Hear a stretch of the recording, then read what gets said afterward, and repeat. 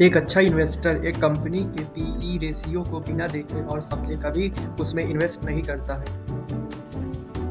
तो आज हम जानेंगे पीई रेशियो काम कैसे करता है, कैसे कैलकुलेशन की जाती है और इसका यूज कैसे होता है। किसी स्टॉक को फंडामेंटल एनालिसिस करते समय आपने पीई रेशियो के बारे में तो सुना ही होगा, जिसका अर्थ होता है price to earning ratio.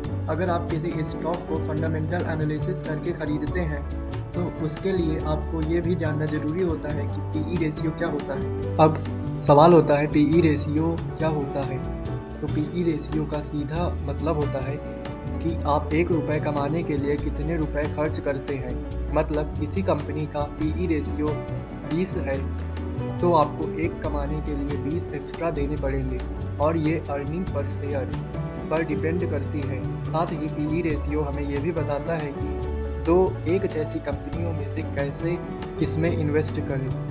PE ratio को कैलकुलेट करने के लिए हम एक कंपनी के कारण शेयर प्राइस को उसके अर्निंग पर शेयर यानी ईपीएस से डिवाइड करते हैं। तो सबका फॉर्मूला होता है PE ratio equal current market price divide by EPS. Example आप देख सकते हैं कि अगर एक कंपनी का शेयर प्राइस 100 रुपये है और ईपीएस 5 रुपये है तो कंपनी का पीई रेशियो होगा 20 रुपये। दोस्तों, पीई रेशियो का यूज इन्वेस्टर ये देखने के लिए करते हैं एक इन्वेस्टमेंट दूसरे इन्वेस्टमेंट से कितना महंगा या कितना सस्ता है।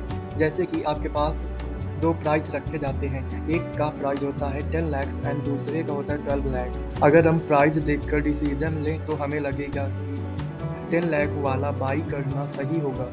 पर दोस्तों, हम यहाँ पर इन्वेस्टमेंट कर रहे हैं और इन्वेस्टमेंट में हम सिर्फ प्राइस नहीं बल्कि रिटर्न्स को भी देखकर डिसीजन लेते हैं। अगर 10 लाख वाली शॉप से 10,000 मंथली रेट मिल रहा है और 12 लाख वाली से हमें 15,000 मंथली रेंट मिल रहा है तो इन दोनों में से अच्छा इन्वेस्टमेंट 12 लाख वाली शॉप है, ना कि 10 लाख वाली। कुछ इसी तरह पीई रेशियो का व्यू सस्ते प्राइस वाले शेयर की जगह है अच्छी वैल्यू वाले शेयर्स को पहचानने में भी होता है। अगर हम पीई रेशियो में फार्मूले पर ध्यान दें तो हम ये देख सकते हैं कि पीई रेशियो इक्वली में प्राइस पर यूनिट अर्निंग है।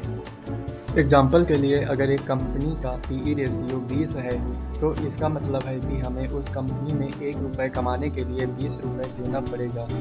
इसी तरह एक कंपनी का पीई रेशियो 40 है तो हमें उस कंपनी में 1 रुपये कमाने के लिए 40 देना पड़ेगा। पीई रेशियो को कौन सी कंपनी से कंपेयर करना चाहिए? इसी तरह हम 2 कंपनियों को देखकर ये कह सकते हैं कि किस कंपनी में हमें अपने इन्वेस्टमेंट पर ज़्यादा वैल्यू मिल सकता है। पर दोस्तों, कंपनियों को हमें पीई रेशियो के आधार पर तभी कंपेयर करना है जब कंपनी एक ही इंडस्ट्री की हो।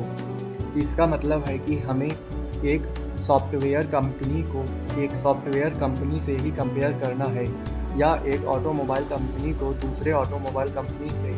दोस्तों, ऐसा इसलिए है कि अलग अलग इंडस्ट्री में कंपनियों का पीई रेशियो अलग अलग रेंज में होता है।